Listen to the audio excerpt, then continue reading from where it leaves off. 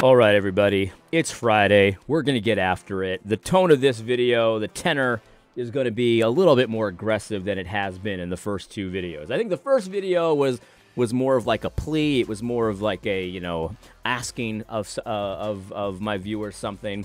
The second video was much more playful and fun and cheerful and joking around and laughing and all that kind of thing. This video is going to be a lot more serious. And so I just want to say ahead of time, I apologize for absolutely nothing. I got popped a few Zyn just so I could get through it. I've got my emotional support baseball, and so I'll probably be giving it a nice rub, you know, every now and then. And we're just going to go in. It's as simple as that. This is the worst part of the video, and I fully admit that as I read this part of the article, I did feel a little triggered. And I own that. That's completely on me, you know what I mean? I triggered myself here. And the reason why is because these words reminded me of something that was said to me a long time ago by Jared C. Wilson. And we're going to get into it. We're going to talk about it. And so, you know what? That's enough introduction. Let's get into it. Kevin DeYoung starts off. He says this. Like most well-produced pieces of entertainment, the No Quarter November video is not trying to make a syllogistic argument. The video excels at putting off a vibe. And what is that vibe? It's a vibe that communicates, quote, join us if you want to get into a shootout with the culture. Join us if you want to poke fun at all the limp-wristed Christians out there. Join us if you want to be like Doug Wilson in trolling other people and setting things on fire, end quote. Can't argue with that. Wilson's approach depends on a fundamentally oppositional framework. We'll come back to that. The Moscow mood provides a nonstop adversarial stance toward the world and toward other Christians who are deemed or caricatured to be too afraid to tell it like it is.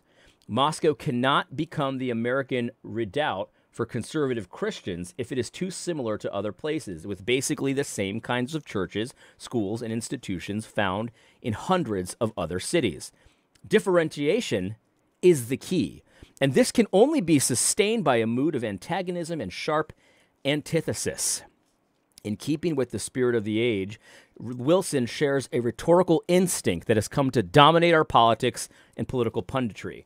If a negative partisanship that builds a following by exposing the impurity of the other side, even if sometimes the other side shares almost all of your positions. The strategy is not to link arms with other networks, but to punch hard and punch often, all while forging an unbreakable loyalty to the one who is perceived as the outsider disruptor. And this means always memeing his critics, always tweaking his opponents, and never, that I've seen, cultivating a broken-hearted and courageous contrition for the remaining sinfulness in our own hearts. Now, Kevin DeYoung hedged. That parenthetical citation there where he says, never, in parentheses, that I've seen, cultivating a broken-hearted and courageous contrition for the remaining sinfulness in our own hearts. He hedged, but he also lied through his pearly white little teeth. And it makes me furious. I gotta be honest with you. Right now, on the inside, I feel a burning hot fury at what he just said there. Because he doesn't have a freaking clue what he's talking about. He just lied to everyone who reads his stupid little column. There are so many citations that come to my mind as he says this, of times of the Moscow mood doing exactly what he says he's never seen. Now, I'm going to be very generous with him that he's never seen this. I actually don't necessarily believe him, but I'm going to give it to him. I'm going to force myself to believe him. What this would require on Kevin DeYoung's part, so I'm going to assume this is him, that he has watched and consumed very little of the Moscow mood. Because one of the most helpful parts of what comes out of Moscow is the focus on the internal. The internal. I'm going to give you one example, and I'm going to use this example not because it's the only one, because there's tons and tons of examples like this. But I'm going to use this one example because, number one, it was recent. Number two, it was very public. And number three, it set the tone for an event that is all about the Moscow mood. I don't think anyone would disagree with me when I say that the Fight, Laugh, Feast conference is an embodiment of the Moscow mood. The people that come on stage, they're all the Moscow mood. Even the ones that aren't from Moscow, they have the same mood. That's who they invite to speak at their conference. The people that attend the conference, they're the ones that are viscerally attracted to this Moscow mood. They're attracted enough that they're willing to spend good hard-earned money to go to this conference, not only to see the speakers, because a lot of people do listen to the speakers, and that's why they come. They want to hear the speakers, but I've never been to a conference that's more about actually meeting other people and doing what a conference is all about, making connections and networking with people. And lots of people don't even listen to the speakers.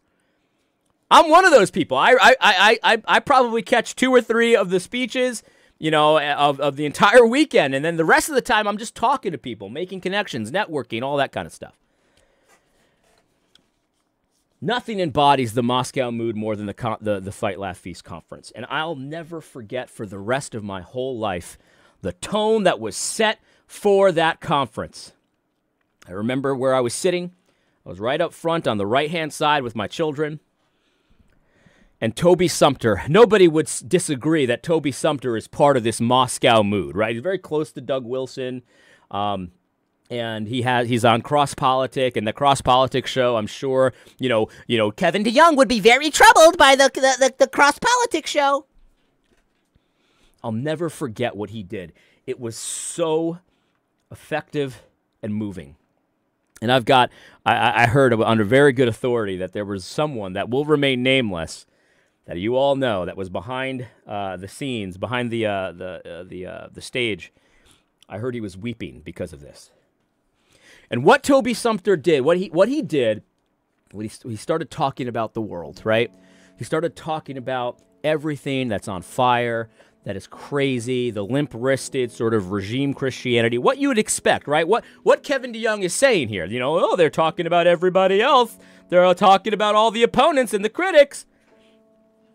And he started talking about Francis Collins and his evolutionary mindset, because it was all about evolution, the conference this time. And the atrocities that Francis Collins, the St. Francis Collins of the evangelicals, the atrocities that he funded, that he oversaw, that he perpetrated on the American people. Horrible stuff. Exactly the kind of stuff that you want to hammer to death. He started talking about that for about 10 minutes. And then he flipped the script. And even right now, man, it's emotional, man. Then Toby flipped the script.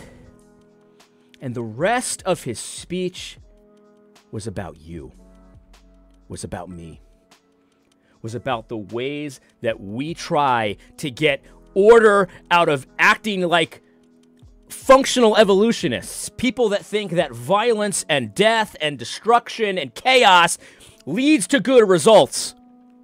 And he started talking about you, and he started talking about me, and he started talking about how we deal with our children.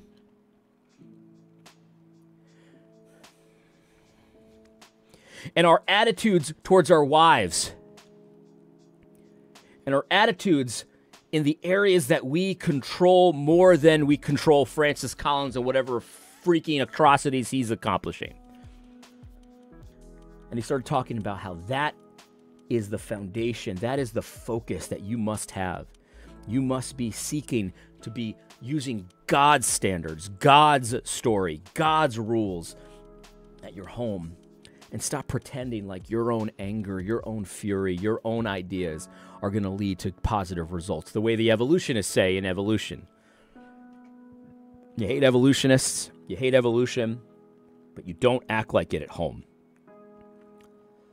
And I remember thinking to myself, and I'm sure this is why this guy was weeping, you know. I don't cry very easily. But I do have emotions, obviously. And I remember thinking of my own life. You know, and I'm a pretty good father. I mean, I know that. You know, I have a pretty accurate appraisal of my abilities. But I know that there are times in dealing with my 8-year-old, my 6-year-old, that he was exactly right about me. He was talking to me. And it was powerful. It was powerful. And this broken-hearted and courageous contrition that Kevin DeYoung says, he's never seen it! Open your freaking eyes, then, if you've never seen it. There are tons of examples like this. I'll just say one more, because this is enough, because this was the Moscow mood. It was just kicking off, right? We had 3 full days of Moscow mood, and this is how the Moscow man decided to start the conference. Set the tone. Look in the mirror. Look at yourself. Your home. What are you doing there? He set the tone. He's never seen it. Open your eyes. Here's another example. I'll just say this one. This is a small one, but I remember I was working, you know, and I think I was going upstairs for lunch. I went upstairs for lunch, and my wife was listening to one of Doug's daughters. I forget which one. There was some kind of event. I don't know if this was like a public thing, like she was just like on a Facebook Live or something, or if this was like some kind of event that you have to sign up for. I don't remember exactly what it was, but I remember just kind of overhearing what my wife was listening to, and it was one of his daughters and talking about, you know, again, you and me. I'm talking to women, of course, but you know what I mean, like us, yourself. Look at yourself. And she was saying, you know, you don't want to disobey the way the world disobeys, but then, like, you know, you also don't want to disobey the other way. You know what I mean? There's like 2 ways to disobey. It was all about you. It was all about you. It was all about me. It was all about personal, broken-hearted, courageous contrition. It wasn't about out there. It was about you.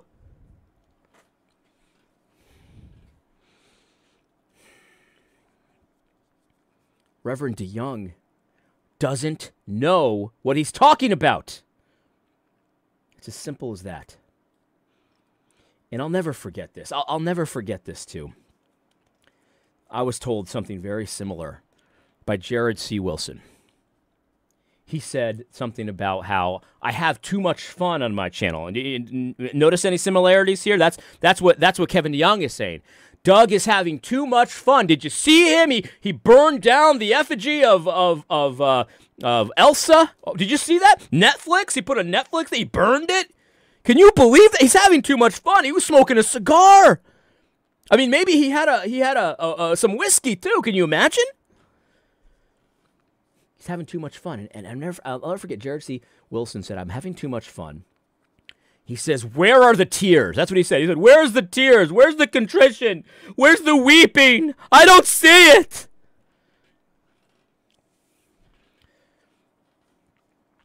And the facts are that on my channel, listen, I just said this. I don't really weep that easily. I remember I was at my grandmother's funeral, and I was really deeply emotional about that. My grandmother was a very important person to me. My grandmother, the story is that she would pray for all of her grandchildren, and every night, every morning, she'd be on her knees for hours praying for her grandchildren. And my grandfather told me that for whatever reason, she used like half that time. she has I don't know, like, see, 4, 6. She says 6, 7, 8 grandchildren. So you would think she'd spend equal time on every kid. She didn't. She spent half the time about the other 7. And then half the time about me specifically. And it could be because I was the first one. Or it could be because she knew that I was the biggest mess. So anyway, I was at my grandmother's funeral, and I didn't weep. Everyone around me is weeping. I didn't weep. I don't weep very easily. But those who watch my channel know that I get emotional on my channel. Not all the time, because that's just not my personality. Not all the time. Brokenhearted. Do I describe myself as brokenhearted very often? No. Have I been? Yes. Yes. I knew it wasn't true. It was just a tool. It was just a weapon that Jared C. Wilson chose to use on me. And Kevin DeYoung is choosing to use this weapon against people and for his audience. And it is the most self-centered, it is the most manipulative, arrogant weapon that any minister can choose to use. What Kevin DeYoung is essentially saying, Doug doesn't do it the way Big Eva does it. And therefore, it's wrong. It's wrong. If only Doug was more like me, we wouldn't have a problem.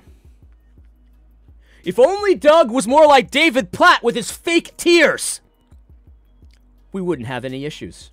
If only Doug apologized for the truth, everything would be fine. But because we never see his tears, we never see his emotions, he's wrong. He's seriously in error. It's a serious problem because he's not like me. Kevin DeYoung, come off it. Come off it.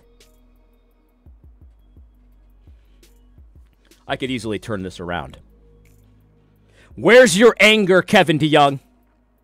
Where is your fury? Where is your zeal? Why do you not hate that which the Lord hates enough? And before you see me turning it around on you and saying, oh, you're saying I should be like you. No. I've talked to myself the same things. Why do I not hate that which God hates enough?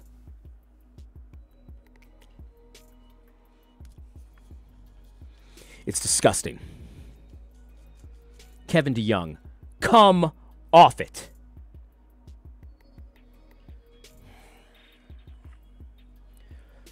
It's so infuriating. The other thing about this is he talks about the strategy is not to link arms with other networks, but to punch hard and punch often, all while forging an unbreakable loyalty to the one who is perceived as the outsider disruptor. These people have spent decades and decades excluding the Moscow mood, excluding the people of Moscow, being very troubled about what's going on in Moscow. Decades. And then he goes, then Doug says, all right, you won't publish me, you won't touch me with a 10-foot freaking pole, I'll build my own stuff. I'll build my own publishing house. I'll have my own situation going on.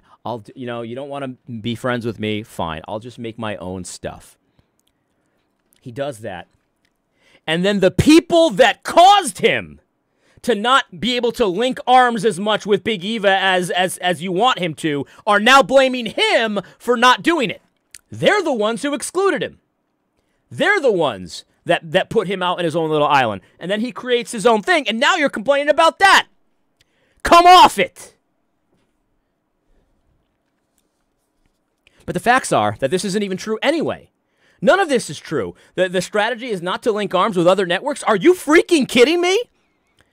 I'm not so sure that I know a single other person that is more Catholic, small c, with the universal church.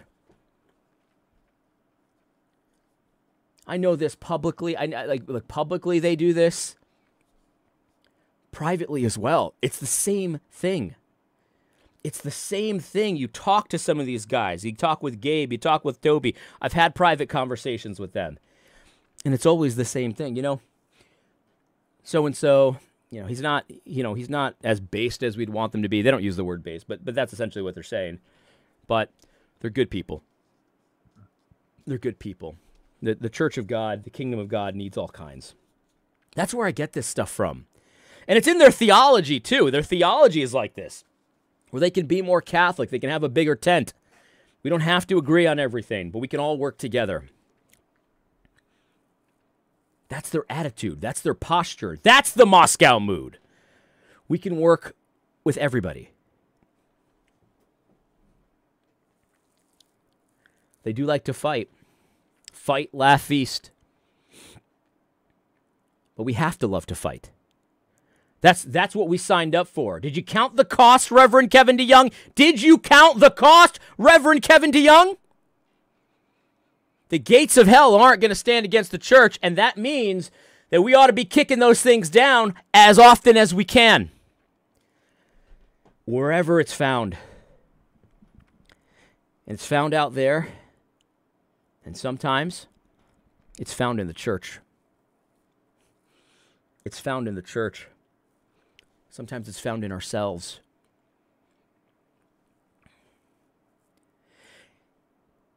We're supposed to be going to war. We're supposed to be fighting. We're supposed to be punching hard and punching often. Because we know that the gates of hell will not stand against the church.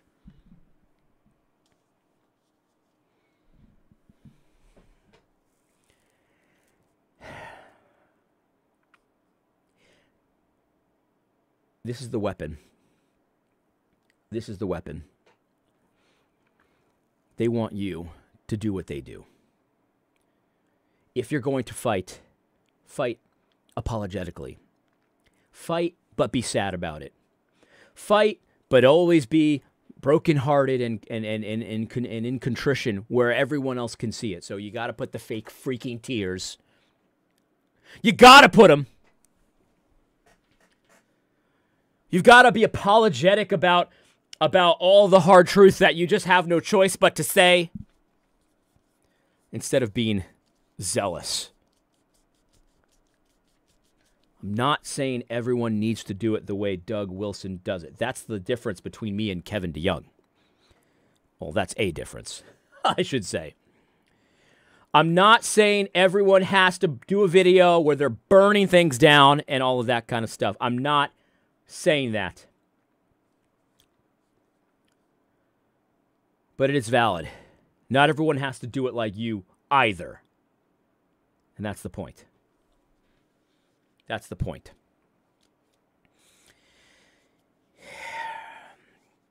I kind of wanted to continue this. I expected to do more.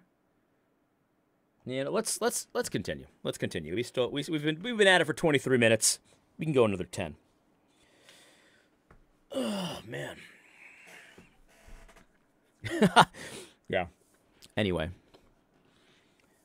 we can look at the 2021 No Quarter November video for a second example. Here's what Wilson says. Welcome to No Quarter November. My name is Douglas Wilson. I'm glad you decided to join us. Now, some people want to know what it is about November that makes us want to burn things. What's with that? Wilson takes a swig from a bottle of liquor. There's a little libation for those evangelicals who think I ought not to be drinking stuff like that. The reason we're doing this is not because we think that there's a moral obligation that we have to be incendiary, because we don't have a moral obligation to be incendiary. What we are saying is that the world has mysteriously, for some bizarre reason, become flammable. So the world is flammable. Everything catches fire these days. All you have to do is say something like white babies or something like men shouldn't have sex with unstable women, things that would have gone past without comment in a saner time, but we don't live in a sane time. We're not incendiary people here at Canon Press. We're ordinary people, normal people in a flammable time. That explains why things burn in November. If it seems like everything's gone nuts, if it seems like the world's on fire, just keep doing what you're supposed to be doing. Just stay with whatever your plans were. Keep doing what you ought to be doing. Stay at your post. Ignore the world. The video, this is Kevin DeYoung. The video is vintage Wilson. Excellent production value, savvy, clever, and playful, yet cutting, edgy, and provocative. This video from 2021 has the same vibe as the current video from 2023, so I won't repeat the same points, but let me make one further observation. Wilson says that at Canon Press, they don't try to set things on fire. The world is flammable, the video intones, and they are just trying to mind their own business. This is demonstrably not true. In most of the videos, Wilson gleefully and triumphantly sets things on fire. No Quarter November is about everything except minding their own business. Why else do we see Wilson conspicuously drinking hard liquor and smoking a cigar? Wilson knows what he's doing. He's picking a fight and tweaking other Christians just because he can. He telegraphs his intent with his comment about a little libation for those teetotaling evangelicals.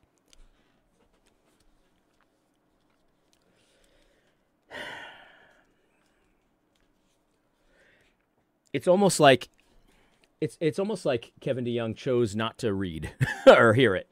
It's almost like he chose not to hear it.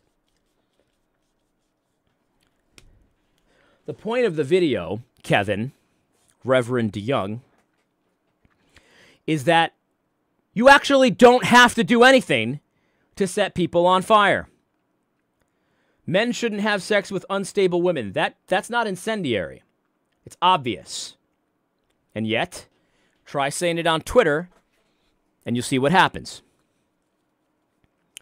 The point is, you don't have to do anything to set someone on fire.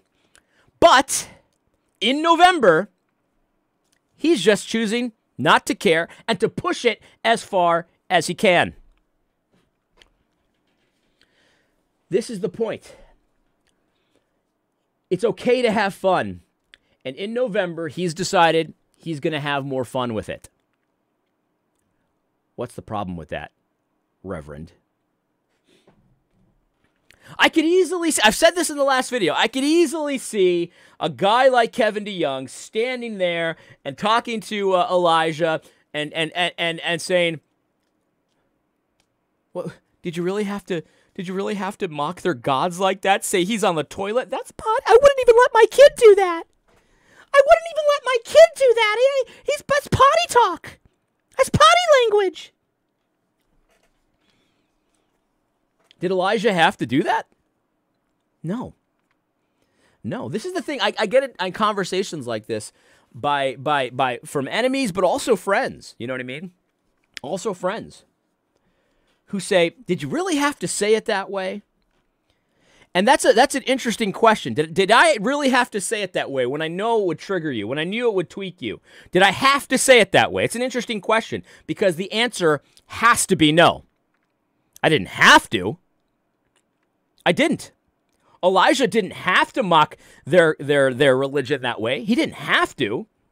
He could have easily just done it and not brought any humor into it, not brought any mockery into it, and had the same result. He could have done that.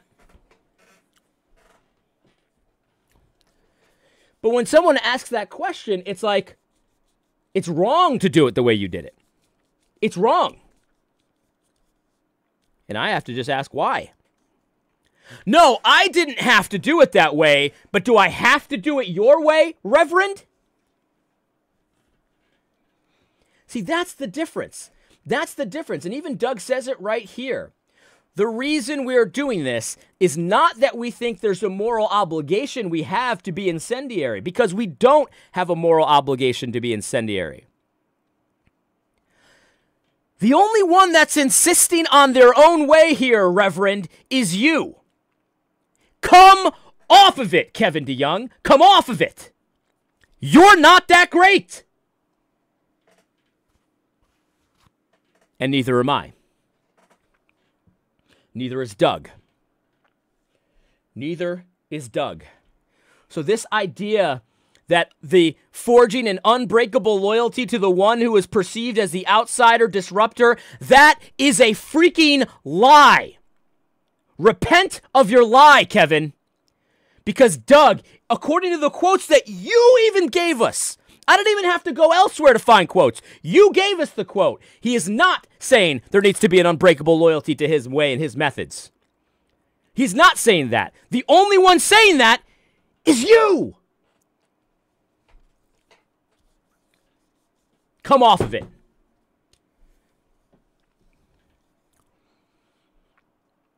This is arrogance. This is abject arrogance. Everyone needs to be like Kevin.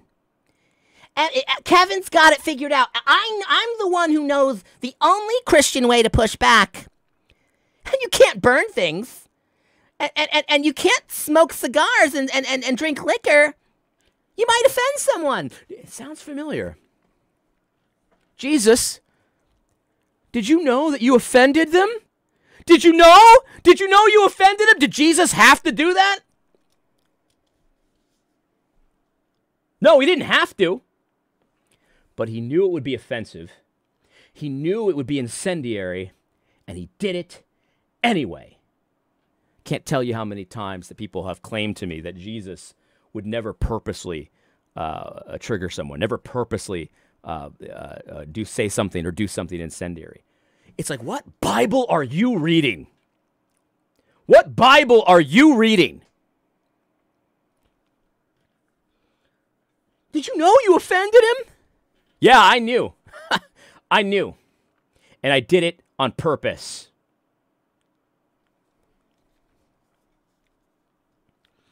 It's unbelievable. It's unbelievable. It is this perspective. I've been talking about this for as long as I've been on YouTube, basically. It's so arrogant. It's so arrogant. Look, if you guys think I'm making fun of David Platt for his fake tears, I fully believe they're fake tears. But there's some people out there that cry real tears. And that's fine. That's fine. It's not my cup of tea, I'll be honest. Every time someone's preaching and they cry every time, I die a little on the inside. I die a little on the inside. But then I check myself.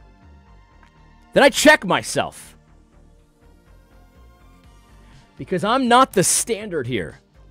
The way I would do it is not the way everyone needs to do it. I can't insist on my own way. I can't.